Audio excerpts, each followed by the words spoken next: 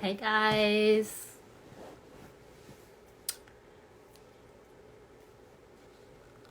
Hi.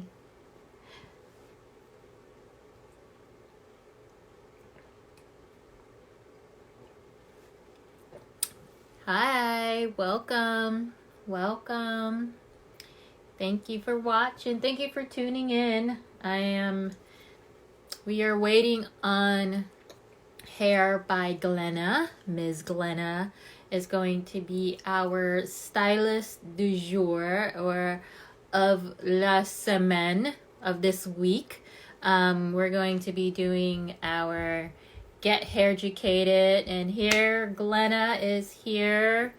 So welcome everybody to my weekly series of Get Hair Educated, where we talk to a curly hair specialist every week and answer your curly hair questions. So this week, I'm so excited to have Ms. Glenna, who is a celebrity hairstylist. It worked! Yes! Hi, how are Hey! you? I'm good. How are you doing?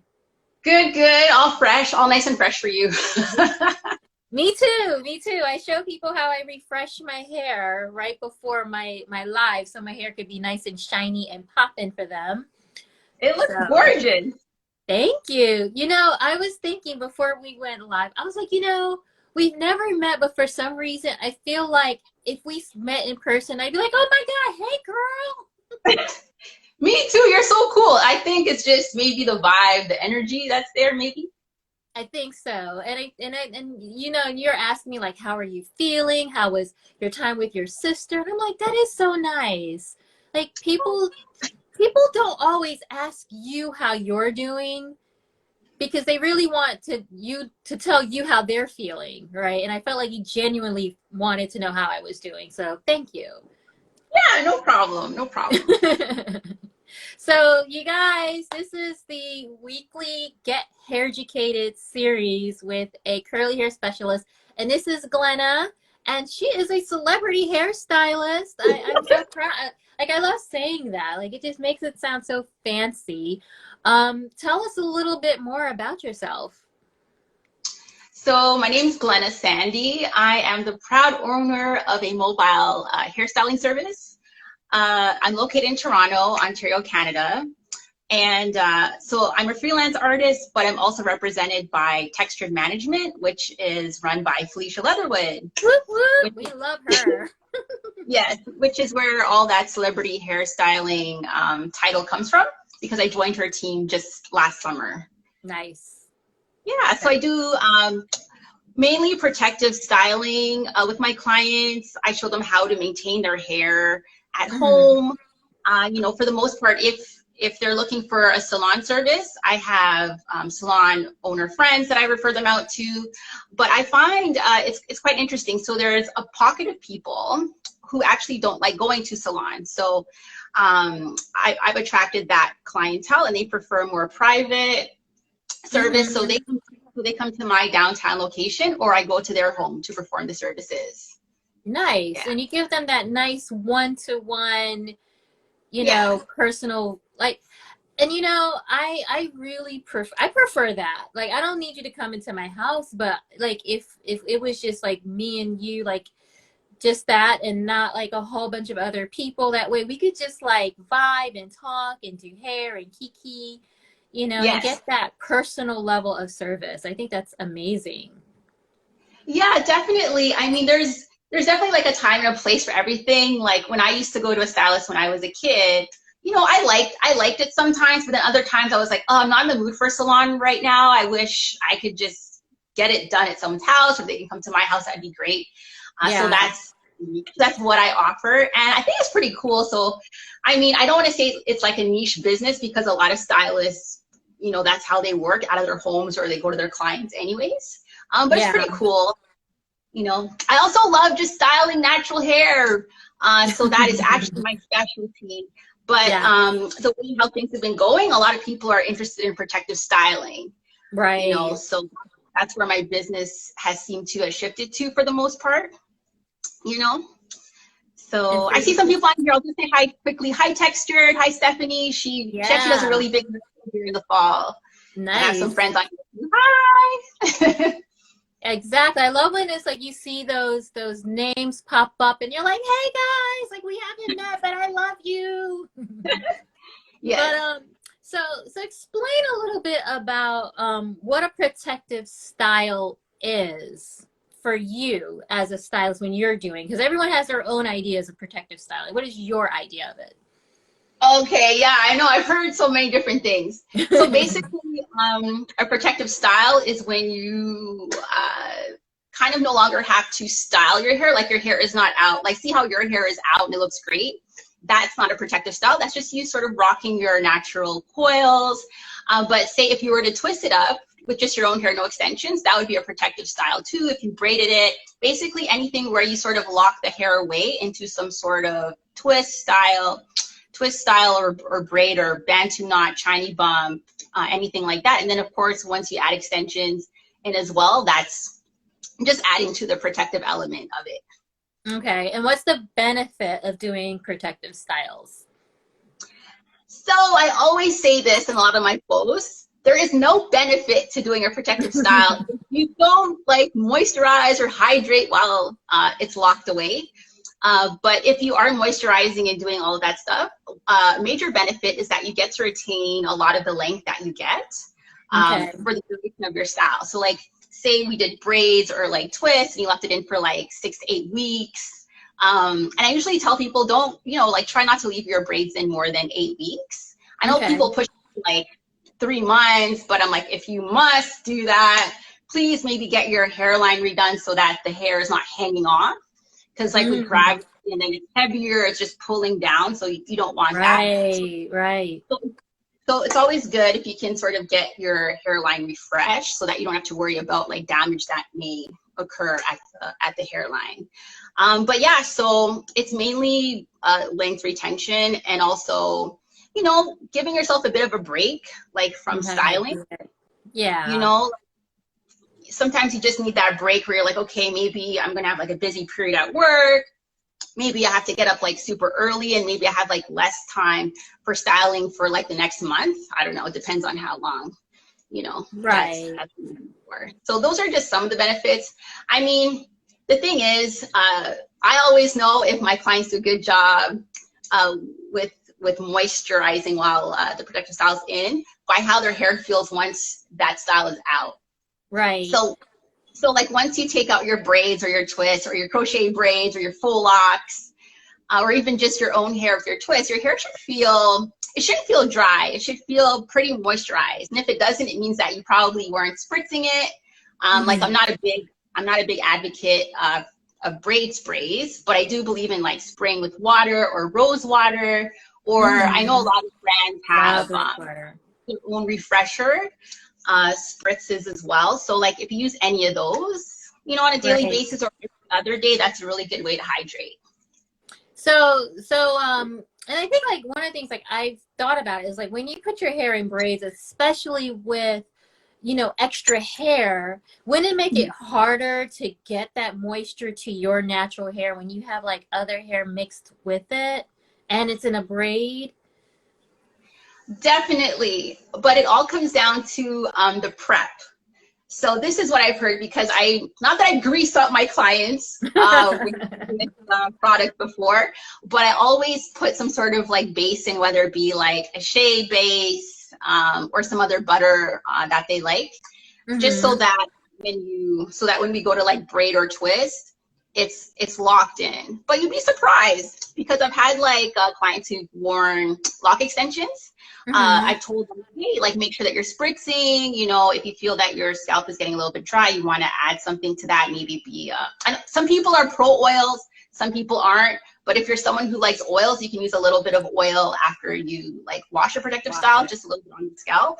And you'd be surprised, like once those clients take out the hair, they say, oh, like my hair feels like there's something happening there, like it wasn't dry. Right.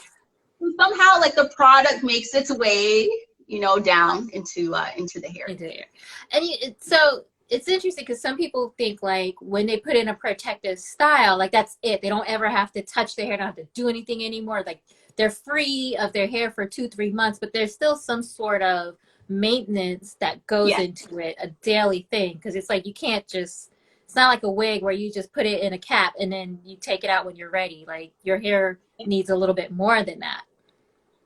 Definitely, definitely. I always tell people make sure that you come up with some sort of system just to make it a little Mm-hmm. bit easier. So, all of us take a shower every day. Some of us take 2 showers. Why not before you jump in the shower? Why don't you just like spritz your scalp really quickly? It doesn't take more than 10, 20 seconds to do. Throw it up in Right, a bun, put your bonnet on, take your shower, and then it's something you don't even have to think about. I think a right. lot of people think maintenance is something hard that comes along with protective styling, but once you have a good spritz and you're cleansing, and that's the other thing. So everyone has their own like cleansing schedule. I'm just like, you know what? Mm-hmm. If your hair and your scalp is dirty, please wash it. Uh, Yes. just please don't let more than 2 weeks go by without washing your hair. When I used to have a lot more hair, I would wash it every 7 to 10 days. And for the weeks where I felt I was a little bit more active, because I work out a little bit too. So if I feel Mm-hmm. that I have a lot of buildup on my scalp, I just wash my hair. But now it's really short. I just wash my hair every day, pretty much. I wet Right. it every day. So that's different. I listen, every time I see someone with short hair, it makes me want to cut my hair off again and get another picture. It was just so much easier. I'm like, I should have just shaved my hair off during the pandemic and just started from scratch. But it's Oh that, my God. Your hair yeah. is gorgeous though. I mean, it's up to Thank you. you. Yeah, you know what? I think sometimes it's funny because it's like I'm doing these hair videos to help Yeah. educate people, but at the same time I'm like we sometimes take our hair too seriously and we think too much about it, and it's like sometimes you just gotta have fun. And like when my hair was much longer, like my hair came down to my waist Oh, at its wow. longest. Yeah, I was like, I'm gonna grow my hair out. So I let it grow out for like 8 to 10 years. I had it Oh, super long. yeah. And it got to the point where I was like, I just wasn't happy with it. I wasn't having fun with my hair anymore. Yeah. And I was like, you know what? If I'm gonna spend 3 hours on my hair, I need to love the results, right? No matter what you're doing. If you're gonna spend that much time, you need to love it and have fun with it. And I just wasn't. So Mhm. I cut it all off, and then I had so much fun again. Like I was in love with my hair. Wow. I Yeah. mean, sometimes you need like a reset, right? Because it can get boring, and then you kind of fall into like a little like aesthetic routine. So it's nice Yeah. to like break it up with a haircut or even color, anything. Yeah. And that's what I say. It's like have fun. Because to me, like I started to feel like I look like everybody else with my hair. Right. I started to just feel typical, and I was like, I don't like it. So I was like, and listen, there's like billions of people, so there's absolutely nothing you can do that no one has already done. I get that. But it's like, but when you start looking like you go to this, you go out and you start seeing like 20 other people who have the same look as you, and I'm like, oh. So I was like, I need something fun, and I did a mohawk. Yeah, Um, I love mohawks. yeah, and I loved it. And there was another a friend of mine who has her own hair care line as well, and she also had a mohawk. And we got to meet up in Atlanta, and we took a picture together. It's like us with our mohawks, and I just felt like so empowered and cool. And I think like I feel like women with short hair have this like air of confidence, right? Because there's no hair for you to hide behind. It's like, this is me, this is my face, love it. Deal with it. Deal with Right, it. deal with it. Yeah, like, and so you used to have long hair, and I remember I was going through some of your pictures and I saw, so let me ask you, like, did you notice, like, once your hair got short, like, the types of people who connected with you kind of like changed? It was like the caliber of the folks who were attracted to you changed in any way? Definitely. You find that even when you change up your hairstyle. So even years back when I had much longer hair, one of my favorite styles, and it's actually like my logo, I have like the Bantu knots along the side, and then I Mm-hmm. would pull out the middle and have like a curly mohawk. So even though my hair was like really long, it was like out to here. Yes. With that look, it looks really short. So even when I blew my hair out and it looked long versus like even wearing that style, I got like I felt that the vibe was different, the energy was different with certain people. And more so like maybe when was it? 2017, I decided to cut off the sides. So I shaved down this, Mm, I left the middle really long, and that was nice. cool.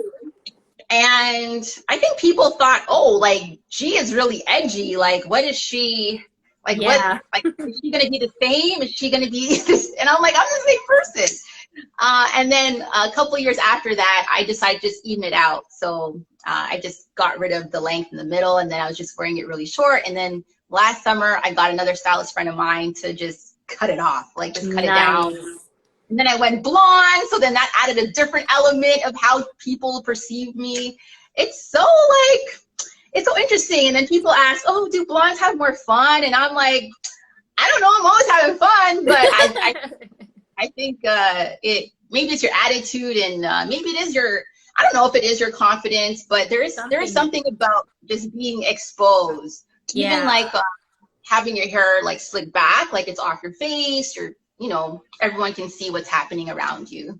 But Yeah. yeah, definitely. And men, they're some men are really into short hair, some men aren't.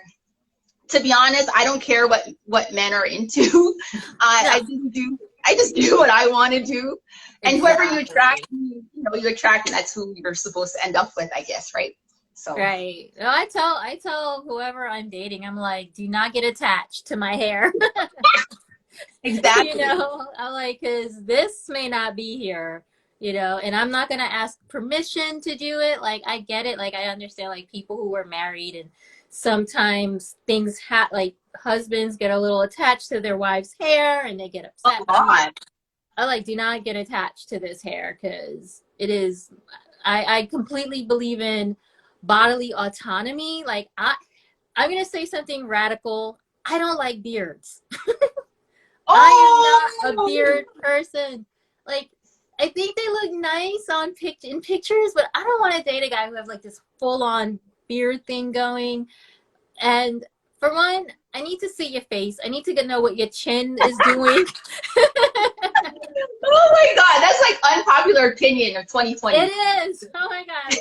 Whenever I say that, I get like a whole lot of people. See, I already have like a sad face. Oh I my gosh. I don't.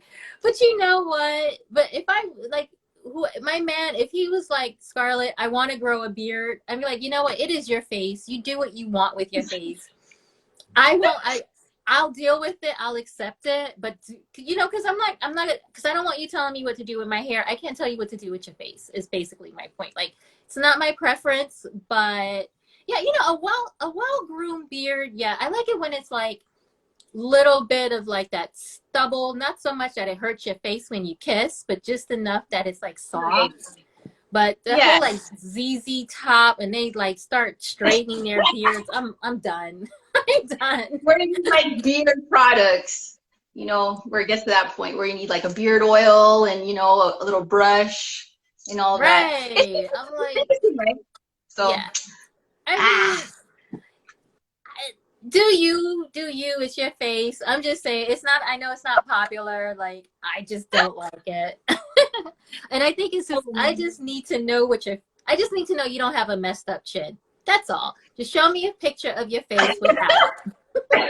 oh my God, you are so funny. I know that went into like a completely different tangent, but my point is like, hair, like, have fun with it. Let's not get attached to our hair. Let's Yes. enjoy it. Obviously you want to take care of it and have it healthy. And guys, please, if you have questions, if you're watching, we have a hairstylist who knows how to do protective styling. And if you are about to do one, if you're coming out of one, um, this is the time for you to ask that question because you're my first protective stylist, protective specialist. I'm like, what do I want to say? That I'm talking to. Not that everybody else does it, but you seem to like that's your thing. I don't do protective styles on my hair. Just because I miss my hair after a week. Oh yes, and please don't. Yeah, like even after I blow dry, and I'm like, I miss my curls, and I end up. So, let's see. I big chopped my hair today and currently finger coiling. Ooh, fun. Send pictures. Right. Yes. So we're talking. So back to beer. Someone writes, depends on how clean it is. Yes, please wash your beards. Yeah, you know what? Because any place, like your armpits, other areas where you have like a lot of hair, it's a breeding ground for bacteria. Yeah. So if you're Yeah. not maintaining it, it could be gross under there. Get into the hair, the skin area, your face scalp. Yes, like get all in there. Yes, some men do hide behind their beards. How do you dry long twist? Ooh, that's a good question for you. Oh, like extensions? Okay. So this is what I tell people. Please just wash your extensions at nighttime before you go to sleep. That might sound crazy, but it's the easiest if you're wearing braids or twists or anything like that. Mm-hmm. Do it all in the shower. Actually, before you get into the shower, maybe get a water bottle, spritz your hair, get a little bit of shampoo, and kind of just work it in before you get into the shower, like just in front of a mirror, and then hop in the shower, and then all you do is rinse, Yeah. and then take your regular shower, and then just wrap it up in a towel for a little bit. And if you have access to a blow dryer, just keep the blow dryer at a good distance and just lightly blow dry your scalp. And then as you sleep, just have your extensions hang over the side of the bed. Mm-hmm. And then by the time you wake up in the morning, your extensions are pretty much dry. But I find when people try to do it in the morning, they complain about how wet their hair is all day. And, that's Right. because it is wet. Right. It'll be Exactly. and And she says no real hair, so it would, but I would think the rules would still apply to twists. Oh, real hair. Oh, okay. Well, with real hair, I mean, it's kind of the same. If you end up retwisting your hair at night, I guess is what maybe she does. A lot of people do that. I would still, I think heat is your friend. So maybe that's an unpopular opinion of mine, but I think heat is your and so if you have a blow dryer, again, just after you do your twist, your 2-strand twist, three-strand twist, lightly blow dry and then go to bed. I see a lot of people on YouTube, they say, oh yeah, I just twisted my hair and I went to bed and I woke up and it was dry. I was like, really? I don't remember that when I had hair. You know what? Yes. When I do twist outs, yeah, I will sit under my dryer for an hour, 2 hours, and my twists still aren't dry. And then I take it, and then I have to wait 2 more days before my twists are completely 100% dry before I separate my hair. So when I see them, I'm like, oh, I just go to sleep over and wake up the next morning. I'm like, houseway, tell me your ways because I can't. And I guess that has a lot to do with one's porosity too, right? Yeah. High or low porosity will depend on how quickly your hair how long it'll take to dry. I have someone who asked about, my friend, she asked about locks. Same with locks. You want to just lightly blow dry it. Because I'm not a loctician, but I do have a couple clients where I do some maintenance for them. And before I leave, I have them sitting under this bonnet thing, and the heat is going in there to set the hair. It also sets the hair really well, and it helps to melt the product, and it just makes everything come out so much better. I agree. Yeah. I am team hooded hair dryer all the way. Yeah. I grew up with having a hooded hair dryer in the household. Like that was kind of like our thing. I have 2 older sisters. Yeah, like we practiced hair care in my home. And part of that was we didn't use blow dryers because like even when my hair was relaxed, we still did roller sets and doobies. Yes. You know, Yes. we look like aliens, but trust, the hair looked amazing. It was smooth, it was shiny, it was so much healthier than using a blow dryer, right? Yes. Yeah, Absolutely. because you do. It does help the hair to absorb whatever products you're using a little bit better. Your hair is smoother. And one thing that people don't realize, and I try to explain it as much as possible, is that air drying is actually not the healthiest way to dry your hair. Um, there was some scientists that did research and found that when you air dry, what happens is that, well, you probably all know already know this, but for everyone who's watching, so when you air dry, so when your hair is wet, it's in a weakened state. So if you Yes. imagine that when your hair is wet and then you apply, so if your hair, like my hair, when I don't have any product in it, my hair dries in like an hour, right? But if I have product in my hair, it's going to take a whole lot longer. So my hair will be, Absolutely. yeah. And then one time I tried to air dry my hair on a summer day. It took me like over 8 hours. Wow. Yeah. Yeah. I was like, let me try this air drying business. Hated it. It took forever for my hair to dry. And it didn't look as nice as when I had it, when I use a dryer. But what they say is that your hair is in a weakened state for a longer period of time, and that ends up actually weakening the innermost layer. I think it's the cortex of your hair, Yep. and that causes damage directly to the cortex. So it's not like when your cuticle is fried and you could put products over it that'll help to seal it and cover it temporarily. Once that cortex is damaged, there's nothing you can do about it. So that's something that people need to understand is like air drying. You have like these no heat challenges. It should be no direct heat challenge, no flat iron challenge. Like I think it should be more specific because it scares people off from using a diffuser on their blow dryer, which I also recommend if you don't have a hooded dryer. Yeah, absolutely. Like I've said, I don't want to say I'm pro heat, but I'm definitely for it. And obviously there are times when you can abuse it when you're flat ironing or Right. I don't know if people are still using hot combs. I hope not. But we grew up with all of those things, and even going back to my childhood, I know that we grew up on like hot combs a little bit for a short time, and then we like you had a hooded dryer, and I Yeah. actually learned how to do roller sets on myself, and I found that throughout high school and all of that, and I used to relax my hair at a salon, and it was healthy, and I think a lot of it had to do with just being able to have access to the heat from the hooded Yeah. dryer and doing all of those like roller sets because it's a really delicate way to handle the hair when you're setting it, and then you're just sitting under heat and it's dry and that's it. Right. um And but also, like, sorry, when you do the roller set, your hair, you're not touching it, you're not manipulating it. Your hair is just in the roller. Well, the heat is just helping it to dry, right? Versus I blow drying it. Yeah, like I'm not a big advocate for air drying.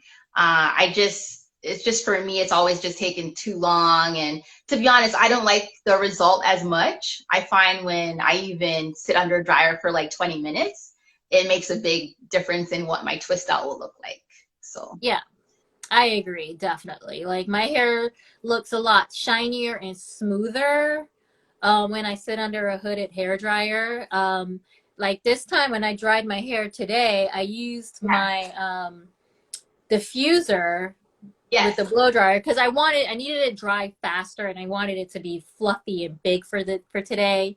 yes. So again, it's like it also depends on like the look that you're going for because I know like if I want my curls to be super defined and much and hang more and have more elongation. So for you guys who have shrinkage, and I know everyone is like it always comes up like how do I get rid of shrinkage? Your hooded hair dryer, right? Yeah, it definitely helps. I mean, there's things that you can do to manipulate the hair at the root to get rid of some of that shrinkage too. Like, I think if you fall into maybe the threes, not so much the fours, you can even put, like those clips that people use to like, Hi, Nubia. you can use those clips at the root and kind of pin Mhm. it away and stretch out the root a bit to give yourself a little bit more volume. So there's like those little tricks that you can do. Yeah. Or even like when you're doing twists, I know that I've seen some stylists that they put um, the clips at the ends of the hair as well to help to Oh one, yeah, yeah, to add that weight to the end. So I thought that was like a cool little trick that I didn't even perm think rods about. too. Huh? Perm rods too. You can put perm rods at the ends to let your Yeah. ends be curly, and that adds a bit of weight too. I mean, there's also like ways that you can cheat too. Like once your hair is dry, like some people will band it together after they're done that, so they'll stretch out their twist a little bit with the bands, Mhm. or they'll even just hold it out and sort of just do like a tension blow dry on top of what they've just done, and then that helps to like stretch out their look as well. The only thing is when you do stuff like that, you kind of have to make a choice, right? So it's like, do I want to have volume or do I want to have length? Because like, if you Right. have a shrinkage, you probably have like a really dense, like a denser looking afro than you would if you're going for length, where you kind of like manipulated it a bit to get it to hang down more. So you really got to make a decision. Like, do I want to have volume today or do I want to have length? It's hard to get the two. Right. And I love that you said that because whenever someone asks, like, well, how do I get rid of shrinkage? And I'm like, embrace the shrinkage. Because when you got that Yeah, shrinkage, it's fine. you're going to have like volume. And you know how many people like pick their hair out like crazy to get that look? So, but right, like it is trying to find that right ratio, like what length of curls do you want? Because I've noticed the same thing too. It's like I like my curls to be super defined, but when they are defined like that, I'm not going to get this shape. Yeah, And exactly. right. And I'm like, and I don't like it. And then I'm like, why did I go through all of that to keep my curls defined and the shape doesn't look good and I can't, and it gets flattens out, right? It's not like, ooh. So it is about playing around with your hair. And I say finding that right curl to frizz to shrinkage ratio because my hair looks short, but it's actually pretty long. Oh, yes. So there's length, but I won't. People are like, I love that shape. You're not gonna get that shape if I try to keep it looser. Exactly. If it's too long, you lose that shape totally. Yeah. And I say just have fun, enjoy your hair, do it. So now when your clients come to you, if it or better yet, like if it's a first time, never sat in your chair before, what's the first time, what's the first visit with you like? So on the first visit, I asked them. Well, I try to talk to them a little bit before they even book. So Okay. with me, I asked like, oh, have you ever had a protect like if we're doing a protective style service, I'll ask, is this your first time doing this? What do you like about protective styles? What don't you like? Because like everyone's experience with different stylists is totally different. Some of us do things too tightly, and so maybe someone has had like a bad go of it and they're sort of hesitant with regard to certain styling services. So for me, it's more about like learning what their hair history has been like, Mm. what their styles like. So hey, like, are you like, because sometimes I'll get people who say, oh, I want to have waist length braids, and then it turns out they can't deal with it because it's just too much. Like it gets in the way. It's Like you have to put it heavy. on all the time. Like if you're an active person, like say you work out a lot, maybe the long braid thing isn't for you. And if you do like that look, you sort of have to make a compromise. Well, I want this look, so I have to like just Mm. do. So basically, a lot of the questions I ask are lifestyle questions. Okay. Also, are you going to be able to commit to hydrating your hair as much as I would like you to? Because even though it's the client's hair, it's kind of my hair too. So Right. I want to make sure that the hair looks great and feels great and is just healthy once they leave my chair. So I give them a little bit of hair education as well. We do all of that within the service. Like they're in my chair for a few hours anyway, so I'll chat them up about all these things. But before I perform the actual service, I do try to get those things answered, like their lifestyle, which will tell me a Right. lot about their personal style and what they're able to commit to with regard to maintenance and things like that. Wow. So it seems like getting a protective style is almost like getting color because it's like you can't get exactly what you want if you're not going to take care of it and it's not going to be good for everybody. Yes.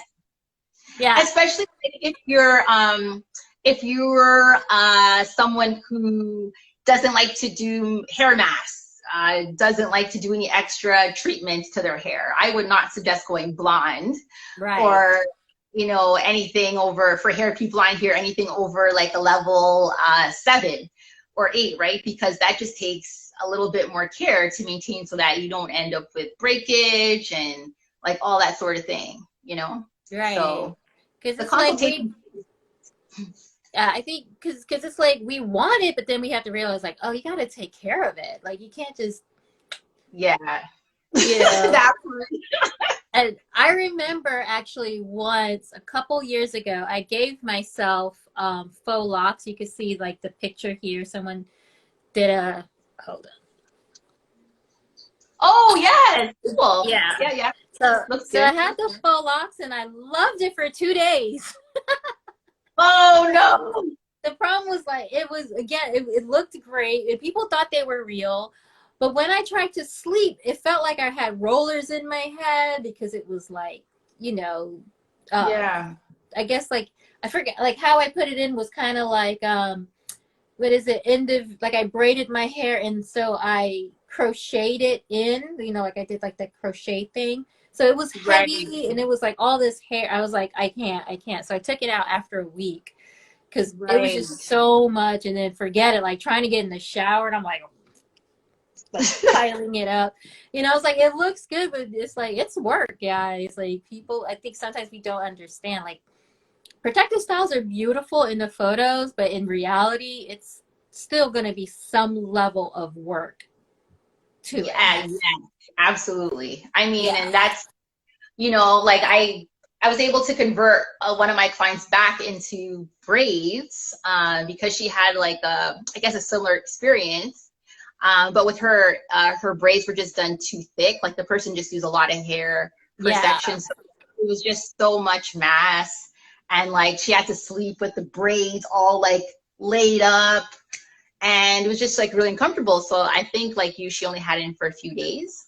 But Mm-hmm. then explain like, hey, like, well, one, maybe braids aren't for you, but also those weren't done well at all. So Yeah, it could be the, maybe, give it a go with a different type of braid, maybe a lot less hair, and so now she loves her braids again. But right. yeah, with the faux locks, I mean, I think it takes some getting used to, and there is a bit of compromise with that because, like, I have clients who love that, and then I know there's some clients I wouldn't even suggest it to because of the reasons that you stated. Because it can be a little uncomfortable, but everyone Yeah. finds their way, I guess, or Sometimes, you know what, sometimes we have to suffer for beauty. Right. yeah. Like, but Oh, they look good. My head hurts but they look good. I couldn't sleep or last like night. this, Right.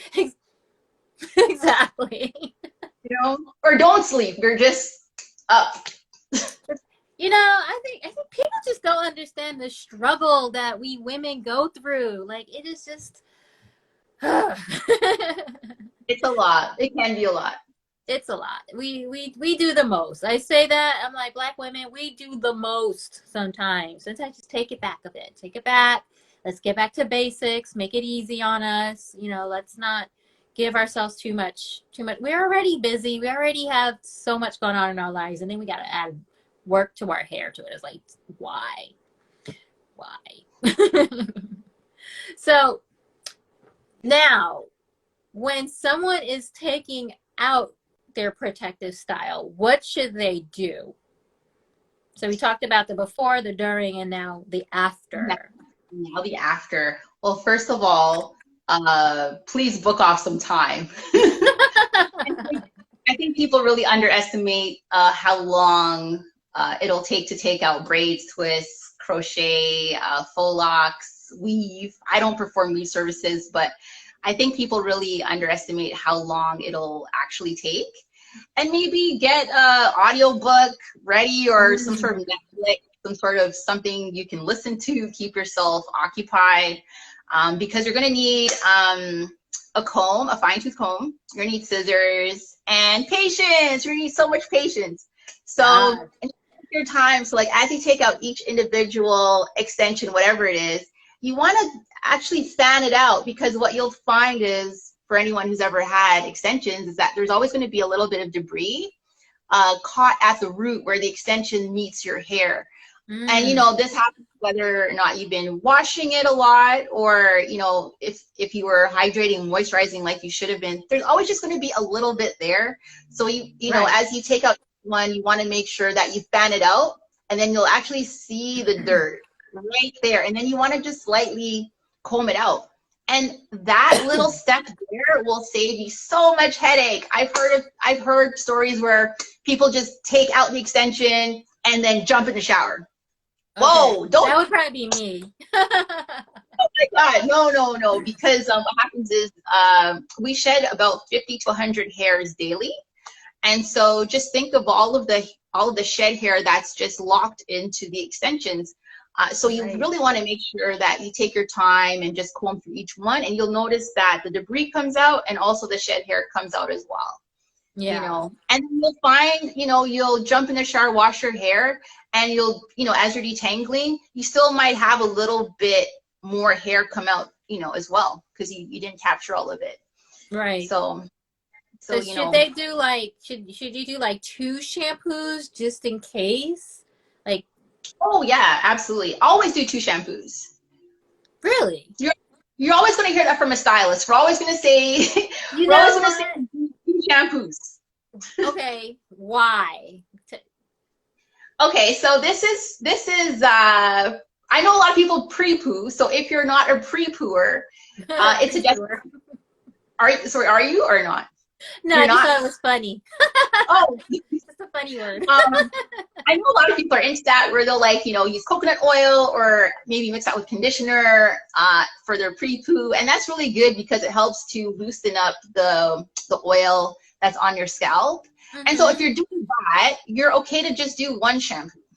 But if you're not pre-pooing, you want to do a couple of shampoos, because you want to make sure that you're getting all the buildup from all the styling and all the moisturizing you've been doing throughout the week. It also depends on how you grow your hair, right? Like me, I don't necessarily need 2 shampoos. That's too much, especially since I wash it basically every day. I don't need to do 2 shampoos at all. But generally, you want to do 2 shampoos. And I know some people, they'll start with a clarifying shampoo, and then their next shampoo might be a moisturizing shampoo. Or if you feel your hair is really dirty or there's a lot of buildup, you want to do maybe 2 clarifying shampoos. Like there's no rules to that. Like if you find that you can get your hair really clean with just 1 shampoo, then just do that. But, you know, don't stop at just 1 if you feel that, you know, there's a little bit more grime in there if you need to get out.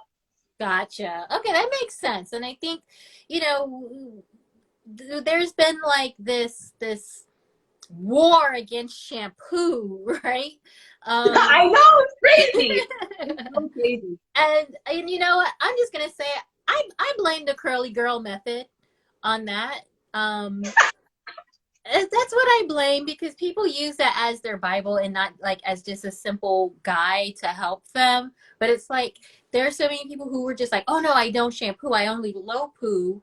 But what they find is like, they're like, but my hair products aren't working like they used to. Like, no, because you didn't get all the extra gunk out. Like, no matter what you do, you know, if you're putting product on your hair, some of it is gonna stay in, right? Yeah. You need to do something to get rid of that. I also like to remind people, we don't live in a pristine mountainous area where the air is clean. Yes, the environment. Right, like there are microplastics, free radicals. There's pollution hitting us, and our hair is like a sponge, and it's going to suck it all in and hold it until we wash it out, right? Absolutely. Yeah. And so, yeah, you'll find that a lot of the ingredients in conditioner or whatever you use for your conditioning isn't going to necessarily clean your scalp and remove all that buildup. Yeah. That needs. like you said, like your products are not going to work at all because it's almost like having like a blockage around each hair. It's so your products aren't going to work. Yeah. It's just not. No. So you heard it, guys. 2 shampoos. Please. You know, like don't be afraid. I think, you know, it was having these conversations with stylists like you that it finally clicked to me, because it almost felt like it was antithetical, right? Because we were told like shampoo dry our hair, but you guys are like, no, moisture starts at the shampoo bowl. And the Yeah. reason is because we got to remove that product buildup. We got to remove whatever barriers we have to getting moisture into our hair. And the only way to do that is with shampoo. Yes. Yeah. Or, you know, people are really into like apple cider vinegar. So I mean, there's different ways that you can go about it, right? So like if you like to make your own concoction with like 1 part water, 2 part like whatever it is you do, like if you're doing that, I think that's fine too. But with that, you don't want to overdo it too much. And Right. for, you know, sometimes if people aren't sure with how often they should be clarifying, I don't like to have too many rules. So I always say, like, listen to your hair. Like, what's your hair doing? Does it feel dry? Because for the most part, hair needs moisture. Like our hair needs moisture. If you're in the 3s, you're in the 4s, curly, kinky, coily hair, you need moisture. But there's going to Yeah. be times where you need, you know, more clarifying time, or you need to have it more moisturized. So you kind of have to just sort of feel for yourself, like, hey, you know, maybe my hair feels a little bit dry. Maybe I should get to my moisturizing shampoo today instead of Yeah. my fine one. I noticed like with my hair, when it's not absorbing product and it's not getting that, it's more poofy and it's not like getting that definition like it usually does. And I'm like, okay, it's probably time for to clarify and do a deep conditioning treatment, because my hair isn't like accepting the product like it normally does. It could also mean I need a haircut or both. Yes, absolutely. But you know, it's yeah, it's kind of interesting. Like I don't know where that came from. Like, don't wash your, like, shampoo's bad. Like, don't wash your hair. Oh It's no, so crazy. I really think it's the Lorraine Massey's The Curly Girl Method, her book that Okay. she wrote, and she advocated for doing more co-washing, using conditioner only for washing hair. And you know, a lot of people adopted that, and I think especially for Black women, since our hair tends to dry out a lot faster than our white counterparts, that Mm. it just seemed to make sense to do that. Um, Right. but it didn't, but we didn't realize, because I know when I tried conditioner only and my hair felt gunky. Yes, And I of always course. just did shampoo and conditioner. And let me tell you, when I used to relax my hair, when I did a clarifying treat, like the first time I ever clarified my hair, I bought Pantene clarifying shampoo. Lord, my hair was so fluffy and voluminous. I mean, I have a picture from years ago, and my hair was just like this amazing thick mane. And I was like, my hair has never looked this good. And it was clarifying that did that. Ah, see, there you go. 'Cause then your hair could accept all that good product that was coming after. Yeah, and it was just so much. Usually my hair is very heavy, but my hair was just light and fluffy. It was a little bit too much. I was like, I think I need a little bit more, because then that, you know, then you have flyaways in your lipstick and your hair gets stuck to your lips. But I mean, other than that, it looked really good in pictures. So I was like, you know what? Shampooing is not a bad thing. I think we need to try to get back to the basics and start shampooing again. And I think it's the message is getting through that a lot of people have been ditching conditioner only and shampooing again. Thank goodness. Yeah, you definitely need your 2 shampoos, like we discussed. Like I also know like a lot of curly girls, like girls who are in like the 3 type category. I think slowly like they're coming around because they'll maybe shampoo, get this really good wash and go, and then they kind of want to maybe skip washing it. So then they'll just wet their hair and then put conditioner on and then try to, you know, get that same effect. But they find that they're not getting the same effect. And it's just because their hair it's not as clean as it should be in order for those stylers to work. Yeah. Yeah. So listen, guys, we have 10 minutes left for this talk. If you have questions, this is the time. This is an interactive session. So please ask as many questions as we can get in for the last 10 minutes, or else we're just going to we're just going to chat. We'll just talk about life. We'll go back to beards. Oh my God. Oh God. I've never dated anyone with a beard. No. Maybe one day, maybe not. I don't know. I mean, you can have like a little, like I said, like just a little something, but I'm like, I need to see your face. Like the long thing and you know, and I like look at guys' pictures and women just go crazy for it. And I'm just like, oh no. It's just not for me. Ooh, thoughts on henna hair color? I'll let you go. So henna is really cool. I know a lot of people like using it because it's natural. But here's the thing about henna. So if you already have like existing color in your hair, you really want to do like a test, maybe on an area in the back, just to make sure that you don't have some sort of weird reaction. Because like once you have regular color in and then you put henna over it, you can, like, the result is very unpredictable. So you just want to do a strand. But like, let's just say, you know, it's a great situation, great scenario, you're good to go, use the henna. Henna does different things. So a lot of people like using it as a protein treatment. A lot of people say that their hair is thicker. It makes their hair thicker, it's fuller. You know, a lot of people also use it for color because you can get different colors out of it as well. So I mean, henna is good for all those things, especially if you want to go the natural route. The only thing with henna is that it's extremely messy, and depending on the formulation that you get, it can take hours to process. So you just need to make sure that you get the right henna for you. I've never used henna on myself. I've only used like professional hair colors and things like that, just because I have more control over what the outcome color is going to be. But so just going back to one piece that I just said, so I know a lot of people are always interested in having thicker, fuller strands. There's nothing that's going to make your hair thicker. It'll just, products and henna will just simply coat the hair, which will give you a temporary effect of fullness and thicker strands.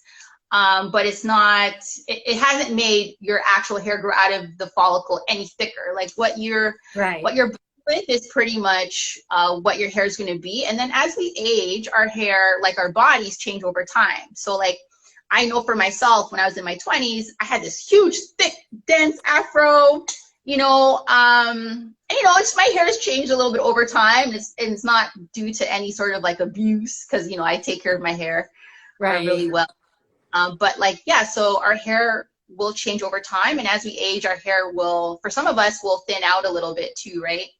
And a lot of it has to do with how we style our hair too, but that's a different thing. But yeah, so those are some of the pros and cons with regard to coloring with henna. And I just want to add, with henna, be very careful where it's coming from. There have been studies that have showed that there's lead in henna. So just do your research.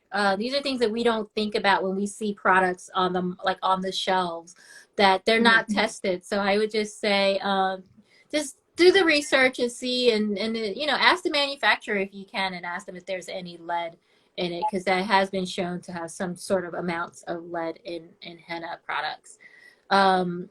So and also it is super messy, and it makes your hair orange.